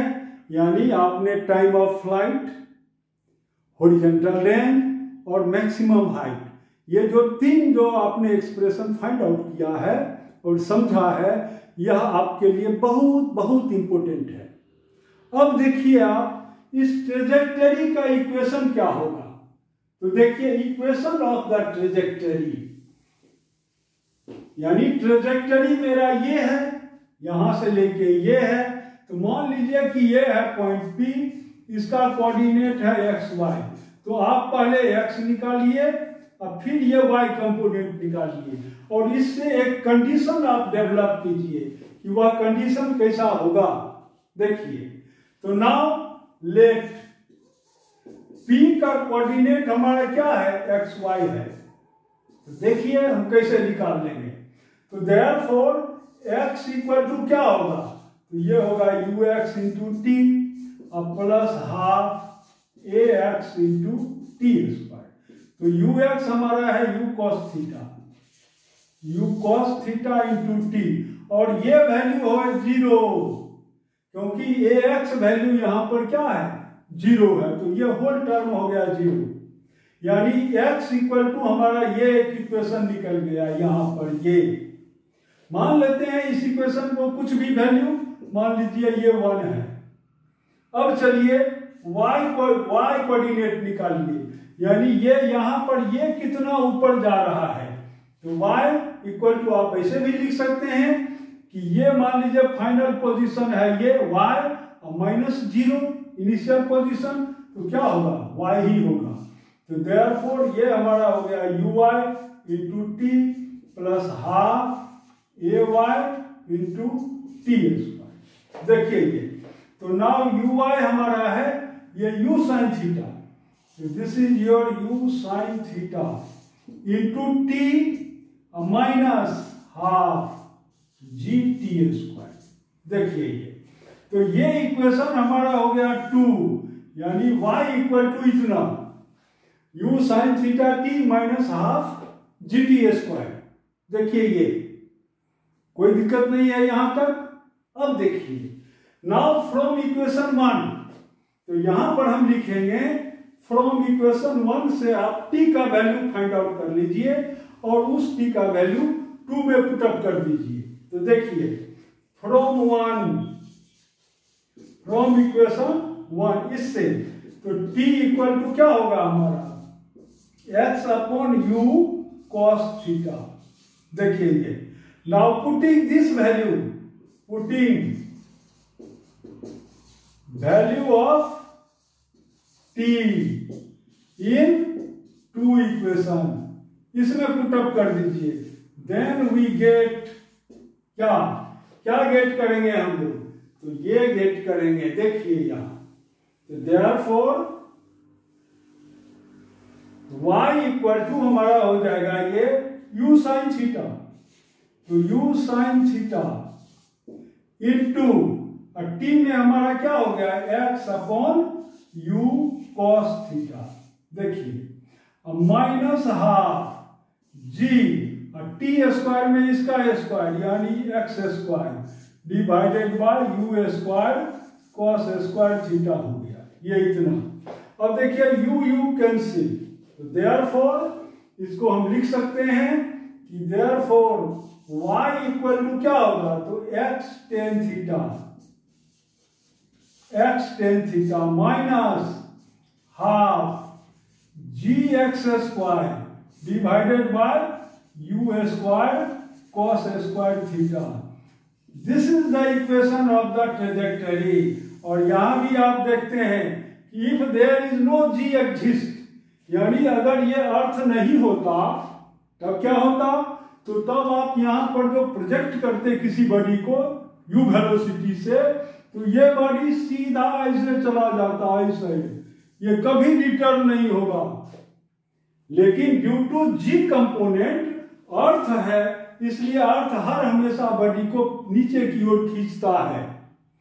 तो यहां से यहां तक, इसलिए देखिए एंगल यहां पर जितना एंगल है उससे ये एंगल घट गया है, ये एंगल इससे भी आगे चलेंगे तो घट जाएगा ये एंगल। यहां पर आकर के क्या हो गया, ये वेलोसिटी देखिए ये एंगल घटता जा रहा है, घटते घटते यहाँ पर क्या हो गया, ये हॉरिजॉन्टल हो गया, यानी थीटा हो गया 0 यहाँ। अब फिर ये चूंकि जी का वैल्यू ऐसे एक्ट कर रहा है, फिर धीरे धीरे इसका एंगल बढ़ता जा रहा है। ये है देखिए ये एंगल इस एंगल से छोटा है, ये angle, this angle is greater then this angle, यानी हाईएस्ट पॉइंट तक जाने में पार्टिकल का ग्रेजुअली एंगल घट रहा है हॉरिजॉन्टल से, और हाईएस्ट पॉइंट से नीचे आने में एंगल धीरे धीरे इंक्रीज करता है बट इन अपोजिट ऑर्डर। यानी यहां पर अगर वैल्यू है ये थीटा, तो सेम लेवल में ये कहेंगे हम माइनस थीटा, ये होगा, या यहां पर है अल्फा, तो यहां पर क्या हो जाएगा सेम लेवल में माइनस अल्फा, ऐसे लिखेंगे। तो इस इक्वेशन को हम लोग कहते हैं, लेकिन due to presence of g value यानी अर्थ ग्राउंड, जिसका ये जी, अगर जी ग्राउंड रहेगा ही नहीं तब तो ये सीधा हो जाएगा y = x tan थीटा, तब तो आपको इक्वेशन कैसा आएगा, बिल्कुल स्ट्रेट लाइन, y है, y डैश है, ये x डैश है, ये x है, तो ये स्ट्रेट लाइन इक्वेशन हो गया हमारा। ये ऐसे जाएगा, बॉडी ओरिजिन से पास करेगा, क्योंकि you know that y = mx + c, तो c क्या हो गया यहाँ 0 हो गया। इस केस में ये वैल्यू अगर 0 हो गया तो ये complete term, first term represents your straight line equation. It means the path of this body will be a straight line, but due to the presence of acceleration due to gravity, this g, यानी इस g के ही कारण इस body को ये नीचे की ओर खींचते जा रहा है, खींचते खींचते फिर ये बॉडी B तक पहुंच जाता है। कोई दिक्कत नहीं है यहां पर। तो अब देखिए again y is directly proportional to क्या हो गया x²। अब कोई भी कर्व का इक्वेशन लीजिएगा, जैसे सर्किल ही है, तो x² + y² = r², where r is the radius।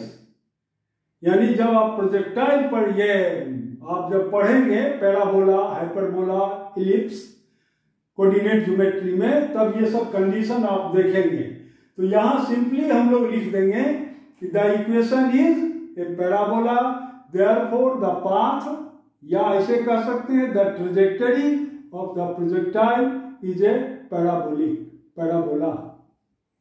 कोई दिक्कत नहीं है यहां पर। अब देखिए इस इक्वेशन का कमाल और सब क्या है, इस इक्वेशन का देखिए,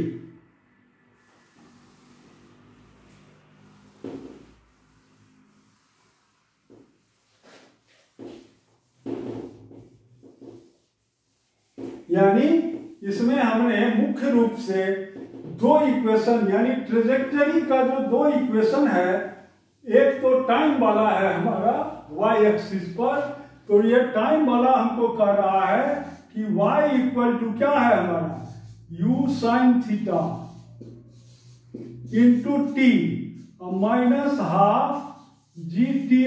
एक एक करके देखें, और ये हमारा हो गया 2। तो एक इक्वेशन, फेमस इक्वेशन मेरा ये बना, और दूसरा फेमस इक्वेशन हमारा क्या है, y = x tan theta -½ g × x² divided by u² cos² theta. देखिए एक इक्वेशन मेरा ये बन गया, कोई दिक्कत नहीं है यहां पर। अब देखिए इस इक्वेशन का दूसरा फॉर्म भी है, यानी जब आप इसको सॉल्व करेंगे तो ये और भी आ जाता है कि this = x tan theta into 1 - x/r। आप खुद करके देखेंगे, where r is the range of the projectile। इस इक्वेशन का भी खूब यूज है, इस इक्वेशन का, क्योंकि ये इक्वेशन आप जानते हैं तो बहुत ऐसा प्रॉब्लम है कि एकदम मिनट सेकंड में आप सॉल्व कर देंगे। अब एक इक्वेशन मेरा ये है, पहले इस इस पर हम लोग ध्यान देंगे। फर्स्ट इक्वेशन क्या कहता है ये देखिए। फर्स्ट इक्वेशन आपका कहता है, ये है ट्रेजेक्टरी का इक्वेशन। देखिए ये क्या कहता है, ये कहता है कि कोई भी प्रोजेक्टाइलिक बॉडी जब प्रोजेक्ट करते हैं हम लोग, ये है एक्स एक्सिस, ये है वाई एक्सिस। देखें यहां, तो अब ये कहता है कि जब भी हम किसी बॉडी को प्रोजेक्ट करते हैं तो वो इसे आता है, दिस इज योर यू, और ये क्या है थीटा। अब देखिए सेम हाइट पर यहां भी है एच हाइट, यहां भी है ये एच हाइट, ये भी है एच हाइट। तो सेम हाइट पर यह पार्टिकल दो बार क्रॉस करता है, एक बार ये ए और एक बार है ये बी। देखिए ये, यानी ए हाइट, ए पॉइंट पर जो हाइट है एच, बी पॉइंट पर का भी हाइट है एच ही। मान लीजिए लेते हैं कि ओ से ए तक जाने में बॉडी को T1 टाइम लगता है और ओ से बी तक जाने में बॉडी को लगता है कितना टाइम, T2। फिर याद रखिए ओ से ए तक जाने में बॉडी को टाइम लगता है T1 और ओ से बी तक जाने में बॉडी को टाइम लगता है T2। तो देखिए इस इक्वेशन से कैसे फाइंड आउट कर लेंगे। इसका मतलब है कि ए से बी तक जाने में बॉडी को कितना टाइम लगेगा, कैसे फाइंड आउट कर लेंगे। यानी ये कहता है कि T2 minus T1 equal to what, यानी ये टाइम, यानी यहां से ये टाइम और माइनस यहां से ये टाइम। तो इसका मतलब हुआ कि ए से बी तक जाने का टाइम हमको फाइंड आउट करना है। देखिए कैसे करेंगे हम, तो ये y इक्वल टू, इसको इस इक्वेशन को हम ऐसे लिख सकते हैं, इसको इधर ले आइए, सब टर्म को इधर ले आइए, तो now half G T square minus you sine theta, minus you sign theta into T. अब हम लोग इसका एप्लीकेशन देख रहे हैं, याद रहे, यानी आपको न्यूमेरिकल बनाने में इजी हो, इसलिए ये सब टर्म को हम एक्सप्लेन कर रहे हैं। देखिए ये क्या करता है, तो माइनस इसको हम इधर कर दिए यू साइन थीटा टी, अब प्लस क्या हो गया y इक्वल टू हो गया 0। तो नाउ इफ, अब इसको आप सॉल्व कीजिए कि आप जानते हैं कि t का रूट हमको निकालना है। If there are two roots of the time, यानी t1 एंड t2, तो क्या लिखेंगे हम, t1 प्लस t2। क्यों, क्योंकि यह एक क्वाड्रेटिक इक्वेशन का फॉर्म हो गया। आप जानते हैं क्वाड्रेटिक इक्वेशन क्लास 10 में पढ़े थे कि ax square plus bx plus c equal to क्या था, 0। देयरफॉर x इक्वल टू क्या था, यानी इसका अथी ले लीजिए आप, रूट ले लीजिए। तो मान लीजिए एक रूट है अल्फा, दूसरा है बीटा, तो हम लिखते हैं alpha plus beta equal to minus b by a, और अल्फा इंटू बीटा कितना होगा, सी बाई ए। ये हमारा है फॉर्मूला, यानी किसी भी क्वाड्रेटिक इक्वेशन का रूट निकालने का। तो सिमिलरली यहां पर क्या हो जाएगा, t1 plus t2 equal to minus b by a, तो बी में है ये टर्म, तो माइनस माइनस हो गया प्लस, तो now your u sine theta upon a में क्या लिखेंगे, g अपॉन 2, तो ये क्या हो गया 2 अपॉन g। तो ये हमारा क्या हो गया, टोटल फ्लाइट टाइम, यानी this is your flight time. यही आप निकाले थे फ्लाइट टाइम। इसका मतलब है कि ये टाइम और प्लस ये टाइम इक्वल टू क्या हो गया, फ्लाइट टाइम। इसका मतलब ये है, देखिए ये, यानी यहां से यहां तक का टाइम, अब इस टाइम को हम उठा के यहां रख दें, यानी यहां से ए तक जाने का टाइम बराबर हो गया ये इस पॉइंट से बी से सी तक आने का टाइम। देखिए that is your flight time. Same expression आया, देखिए यहां, एंड t1 इंटू t2 कितना होगा यहां पर, ये देखिए। तो जानते हैं c अपॉन a, तो c में क्या हो गया y अपॉन g बाई 2, तो 2y अपॉन g हो गया। तो ये हमारा हो गया इतना। अब देखिए दिस इज द इक्वेशन, मान लेते हैं a और ये क्या हो गया बी। अब यहां से क्या आप समझ रहे हैं, ये देखिए, यह आपको कह रहा है कि T1 into T2 both T1 and T2 both are positive quantities. Here ऐसे लिखेंगे, here T1 and T2 are both positive quantity. क्यों? अगर एक भी निगेटिव होता तो राइट साइड में आ जाता निगेटिव, आ जाएगा यहां पर 2i/g, लेकिन ऐसा नहीं है। ये दोनों पॉजिटिव है, T1 और T2। इसका मतलब है कि यहां से यहां तक टाइम ये भी पॉजिटिव है, यहां से यहां तक का टाइम ये भी पॉजिटिव है, कोई दिक्कत नहीं है। अब चलिए आप T2 माइनस T1 कैसे फाइंड आउट करेंगे यहां, ये देखिए। तो हम लोग जानते हैं यहां पर, क्या जानते हैं, देखिए हम लोग जानते हैं कि यानी सेम हाइट पर, तो इसका y के जगह पर हम h भी लिख सकते हैं, दिस इज योर h। यानी सेम हाइट पर जाने में ये पार्टिकल दो बार जाता है, एक बार ए पॉइंट पर जाता है, एक बार ये बी पॉइंट पर जा रहा है, कोई दिक्कत नहीं है। तो अब देखिए T2 माइनस T1 क्या होगा, तो T2 माइनस T1 हमारा हो गया T2 माइनस T1 का स्क्वायर, इसको हम लिख सकते हैं T1 प्लस T2 का whole square minus 4T1 into T2। देखिए ये, तो अगर T1 प्लस T2 हमको नोन है और T1 T2 भी नोन है, यहाँ पर ये क्या था 2u sin theta upon g था ये, यानी ये वैल्यू यहां रख देंगे, उसमें से -4 इतना कर देंगे, तो ये T2 माइनस T1 हमको फाइंड आउट हो गया।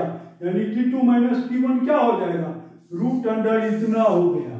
देखिए ये कोई दिक्कत नहीं है, तो T2 माइनस T1 का वैल्यू हमको निकल गया, ये ऐसे आ जाएगा, या इसको आप स्क्वायर कर दीजिए तो और आसान है। देखिए ये क्या होगा, तो this is your, this equal to 4u square sine square theta divided by g square, ये वैल्यू माइनस 4 इंटू 2 तो हो गया 8, और ये क्या हो जाएगा h अपॉन जी, ये इतना हो गया हमको। देखिए ये, तो इस तरह से यह वैल्यू हमारा फाइंड आउट हो गया। इसका जो T2 माइनस T1 निकालेंगे तो रूट अंडर इसको कर देंगे, तो T2 माइनस T1 वैल्यू हमको फाइंड आउट हो गया यहाँ पर। इसका मतलब है कि अगर यह वेलोसिटी तो नोन है, क्योंकि इस पॉइंट पर हॉरिजॉन्टल वेलोसिटी इक्वल टू है इस पॉइंट पर, इक्वल टू है इस पॉइंट पर, तो ये हमारा वेलोसिटी क्या है u cos थीटा, ये यानी इस u cos थीटा में, यानी ये पॉइंट हमारा हो गया a डैश, ये पॉइंट हो गया b dash, it means your a dash b dash कितना होगा, this equal to u cos theta into ये टाइम, यानी T2 माइनस T1। इस तरह से हम यहां से यहां तक जाने का टाइम फाइंड आउट कर लिए, तो A से B तक का डिस्टेंस कितना होगा ये भी हम फाइंड आउट कर सकते हैं। कोई दिक्कत नहीं है यहां पर। इससे रिलेटेड आपको बहुत क्वेश्चन आएगा, कहेंगे कैसे आएगा क्वेश्चन, तो जैसे देखिए ये कह रहा है कि कोई प्लेन है, मान लीजिए एरोप्लेन है या कोई फाइटर प्लेन है जो कि इनेमी कंट्री का है, वो जा रहा है, ऐसे जा रहा है सर्टेन वेलोसिटी से।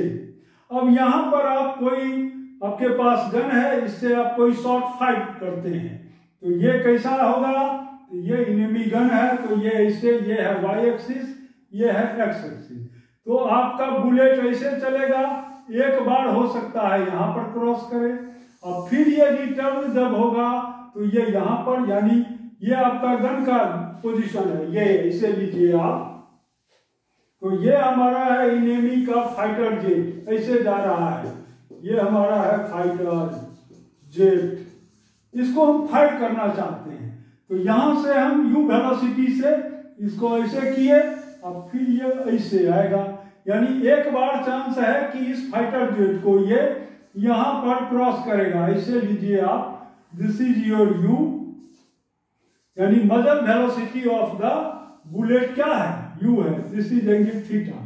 तो एक बार चांस है इस हाइट पर करेगा वो फायर, अगर मान लीजिए मिस कर गया, बुलेट मिस कर गया, तो तब तक में ये फाइटर जेट ऐसे करके चल के यहाँ पर आएगा और ये बुलेट ऐसे करके रिटर्न होके यहाँ पर आएगा, यहाँ पर इसको फाइट कर देगा उस जेट प्लेन को। तो इसलिए यह चीज बिल्कुल याद होना चाहिए आपको कि कैसे हम सॉल्व करेंगे। यानी फाइटर जेट का वेलोसिटी क्या है, तो उसको इतना से इतना टाइम में ये कितना डिस्टेंस ट्रेवल करेगा, ठीक इतना ही डिस्टेंस ये भी पार्टिकल यहां से यहां तक में कर दे, यानी ये इसके द्वारा जो डिस्टेंस कवर होगा ये कितना होगा, यहां से यहां तक, तो ये हमारा हो जाएगा u cos theta into t2 minus t1। और ये जो वेलोसिटी है इसका वेलोसिटी फाइटर जेट का must be equal to v, मान लीजिए v वेलोसिटी से जा रहा है, this must be equal to t2 minus t1, यानी ये इसका वेलोसिटी हॉरिजॉन्टल डायरेक्शन में और प्लेन का वेलोसिटी या फाइटर जेट का वेलोसिटी दोनों क्या होना चाहिए, सेम होना चाहिए। क्लियर? तो इस फॉर्मूले से आप और भी बहुत प्रॉब्लम है, मैं सेकेंड वीडियो में और भी प्रॉब्लम सबको आपको डिस्कस करके बताऊंगा। नेक्स्ट दीजिए, एक बहुत ही इंपॉर्टेंट चीज है, ऑब्लिक प्रोजेक्शन हो या कोई भी प्रोजेक्शन हो, वह क्या है, नेक्स्ट हमारा प्रॉब्लम है find the radius of curvature. ये कहता है कि कोई भी प्रोजेक्टाइल बॉडी है, जैसे ये हमारा है ऑब्लिक प्रोजेक्शन ही मान लेते हैं, ये this is your x axis, ये है वाई एक्सिस, किसी पार्टिकल को हमने प्रोजेक्ट किया और ये इसे आ गया। अब कहेगा ये है हमारा पी पॉइंट, ये है पी पॉइंट, यहां पर वेलोसिटी है इसे देखिए, और ये u है हमारा इसे u, यहां पर ये एंगल कितना बना रहा है, मान लीजिए थीटा। अब कहेगा कि पी पॉइंट पर ये जो कर्वेचर है इसका रेडियस कितना होगा, यानी इस पॉइंट पर पी पॉइंट पर radius, that is radius of curvature eight P point पर। तो ये हमको निकालना है इक्वल टू व्हाट, देखिए कैसे निकाल लेंगे हम लोग, तो इसको ऐसे निकालेंगे कि ये वेलोसिटी हमारा है v, तो इसको हम ऐसे कर सकते हैं, ये पॉइंट है P और दिस v मैक्स एंगल है यार, मान लेते हैं बीटा है, यह एंगल कितना है, दिस इज योर बीटा है। देखिए तो इसका मतलब है कि u का एक कंपोनेंट हमारा ये हो गया u cos थीटा, और इस v का ये कंपोनेंट क्या होगा, v cos बीटा, ये है u cos थीटा, ये है v cos theta. Now you know that the horizontal velocity of the projectile is always constant, remains same. It means v cos beta, यानी v cos beta equal to क्या होगा हमारा, u cos theta हो गया, तो therefore v equal to हमारा हो गया u cos theta upon cos beta, this is the equation number 1।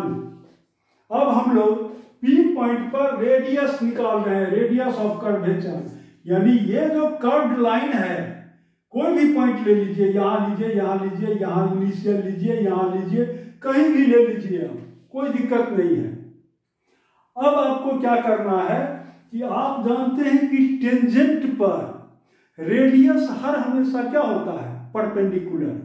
It means ये हमारा है टेंजेंट, ये लाइन, दिस लाइन, इस पर ये हमारा मान लीजिए कि एक सेंटर है ये, और ये डिस्टेंस है r, यहां से लेके यहां तक का, कोई दिक्कत नहीं है।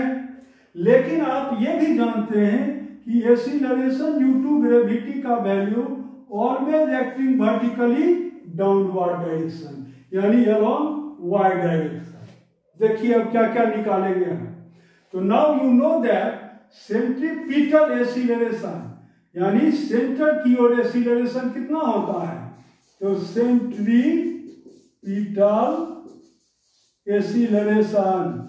तो ये हमारा होता है यानी v²/r,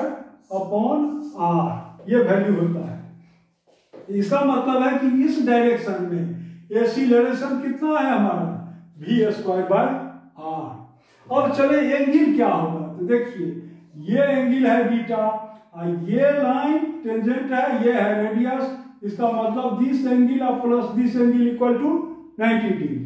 अगेन देखिए ये लाइन और ये लाइन एक दूसरे पर क्या है, perpendicular, it means this angle equal to this angle, beta हो गया। अब देखिए सेंटीपिटल फोर्स अपने आप में यह नहीं, कुछ भी नहीं है।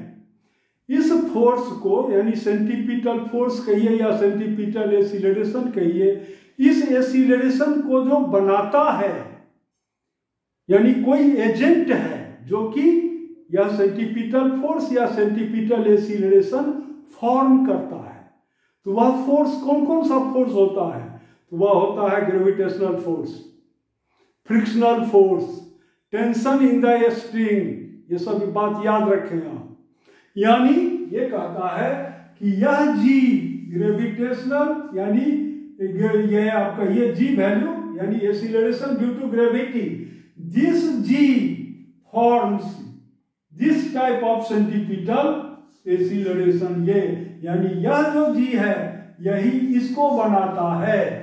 इसका मतलब है कि जी का डायरेक्शन यहाँ पर क्या होगा, तो जी कॉस बीटा होगा। तो यहां हम लिखेंगे therefore g cos beta, this acceleration forms this.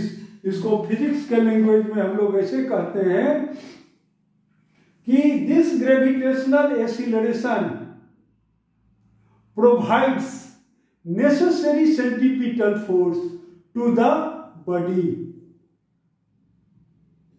हर हमेशा याद रहे, हम लोग कभी कभी किसी बुक में देखा कि जैसे देखा गया कि एटम के बारे में जो लिखा कि न्यूक्लियस में प्लस चार्ज है और एक इलेक्ट्रॉन मूव कर रहा है, तो ये क्या करता है, एक किसी बुक में मैंने पढ़ा था कि उसमें दे दिया कि the centrifugal force on the electron, clear, centrifugal force यानी सेंटर से बाहर की ओर force is balanced by the electrostatic force between electron and nucleus.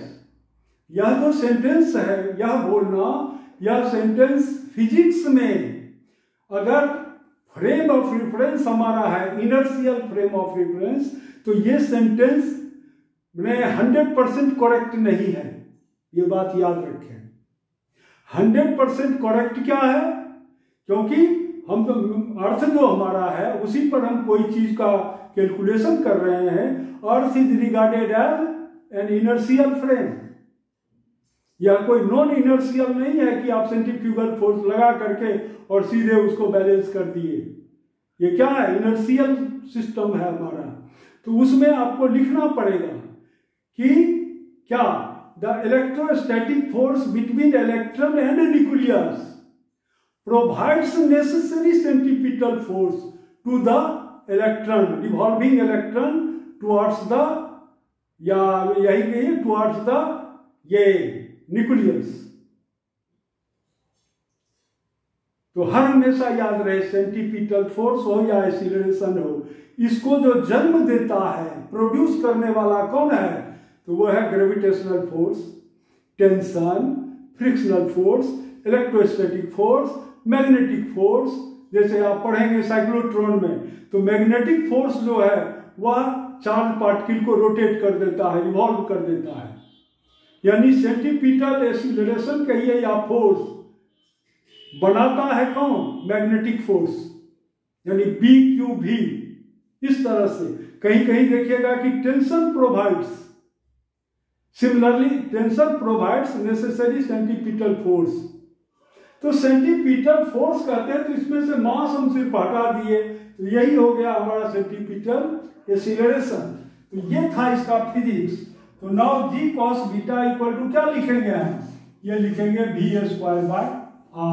तो देयरफॉर r इक्वल टू क्या, ये इक्वेशन 2 हो गया, या 2 इक्वल 2 इक्वेशन यानी इतना बहुत बहुत इंपॉर्टेंट है for finding value R, that is radius of curvature at a point on the trajectory of the projectile. देखिए ये, तो देयरफॉर आर इक्वल टू क्या हो जाएगा यहां से, तो this equal to your v square divided by g cos beta, और v का वैल्यू हम इक्वेशन 1 से फाइंड आउट करके इसमें रख देंगे, बस हो गया, निकल गया वैल्यू। ये देखिए, तो इस तरह से हम लोग किसी भी पॉइंट पर रेडियस ऑफ कर्वेचर का वैल्यू फाइंड आउट कर सकते हैं, कोई दिक्कत नहीं है यहाँ पर। नेक्स्ट आप यहाँ पर और भी समझ सकते हैं कि देखिए r का वैल्यू इंक्रीज करेगा कब, जबकि v का वैल्यू इंक्रीज करे, यानी इस पॉइंट पर अगर वेलोसिटी बहुत ज्यादा है तो r भी रेडियस ऑफ कर्वेचर बहुत ज्यादा होगा, अगर कम है तो कम होगा। वेलोसिटी ही अगर कम होगा यहाँ पर तो उसका रेडियस ऑफ कर्वेचर घट जाएगा। देखिए कोई दिक्कत नहीं है। तो इस तरह से आप जरूर समझ गए होंगे प्रोजेक्टाइल को, और भी मैं नेक्स्ट वीडियो जो आएगा उस पर और मैं डिटेल में इस पर कुछ आपको कंसेप्ट के बारे में, यानी जो फॉर्मूला हमने ड्राइव किया है उस पर बेस्ड क्वेश्चन क्या क्या हो सकता है, और इसको और अच्छी तरह से हम समझ लेंगे। उसके बाद इस वीडियो को हम फिर, यानी दूसरा वीडियो जो होगा वह आपको इसके कंसेप्ट के बारे में और भी चर्चा हम करेंगे, ठीक है। और अगर आपको वीडियो अच्छा लगता है तो लाइक करें, और नहीं भी अच्छा लगता है तो जरूर कमेंट करें कि क्या इसमें मिस्टेक हुआ। हो सकता है कहीं कहीं हमारे बोलने में, चूंकि वो टंग स्लिप होता है, बोलना चाहते हैं एक्स एक्सिस तो लिखा जाता है वाई एक्सिस, लेकिन आप तो समझदार हैं, एक्स और वाई हम दोनों लिख रहे हैं, तो आप एक्स और वाई समझ सकते हैं। तो इस तरह से कुछ कुछ तो प्रॉब्लम हो जाता है। मैं कोई गॉड नहीं हूँ, मैं भी एक टीचर हूँ, और हम भी मनुष्य ही हैं, हमसे भी कुछ मिस्टेक हो सकता है। लेकिन नोइंगली मिस्टेक, वो अनजाने में कुछ बोल रहे हैं कुछ और लिख दिए कुछ, बोल रहे हैं आई यूनिट वेक्टर और लिखा गया जे यूनिट वेक्टर। तो इस तरह से कुछ कुछ मिस्टेक हो जाता है, इस पर आप ध्यान नहीं देंगे, और ध्यान देंगे तो थोड़ा बुक है उससे भी देख लेंगे। प्लस अगर मान लीजिए तब भी आपको अगर है कि नहीं और भी हम ये करें, तो आप कमेंट में जरूर लिखें, और मैं फिर नेक्स्ट वीडियो जो आपके कमेंट आने के बाद जो नेक्स्ट वीडियो होगा उस पर मैं जरूर आपको ये बताऊंगा। कुछ लोग मुझे कह रहे हैं कि चूंकि 12 का भी एग्जाम होने वाला है तो आप कम से कम इलेक्ट्रॉनिक्स पढ़ा दीजिए। हम कह बिल्कुल पढ़ा देंगे। तो हम सोच रहे हैं 2-4 दिन में हम कंप्लीट आपको सेमीकंडक्टर को खूब अच्छी तरह से हम आपको पढ़ा देंगे कि हाफ वेव रेक्टिफायर क्या है, फुल वेव क्या है, एलईडी क्या है, ठीक है, जिंगर डायोड क्या है, एम्पलीफायर क्या है। हम तो एम्पलीफायर में इतना ज़्यादा पढ़ा देते हैं कि वो आपको बीएससी या first year second year engineering में भी आपको वही कोर्स रहेगा। जैसे हम जब पढ़ाते हैं तो हम class A amplifier, class B amplifier, यानी voltage amplifier, power amplifier, load line, सब कुछ बता देते हैं। उतना 12 में सिलेबस है भी नहीं, 12 में तो बिल्कुल सिंपल है, सिंपल जानकारी है। तो थैंक यू वेरी मच। अब आप सेमीकंडक्टर को देखें, 2-4-5 दिन में हम सेमीकंडक्टर भी यहाँ पर आपको वीडियो में दे देंगे। थोड़ा इसको 2 डायमेंशनल मोशन को कंप्लीट कर देता हूँ, उसके बाद कर दूंगा। Thank you very much for watching the video. Thank you बच्चे।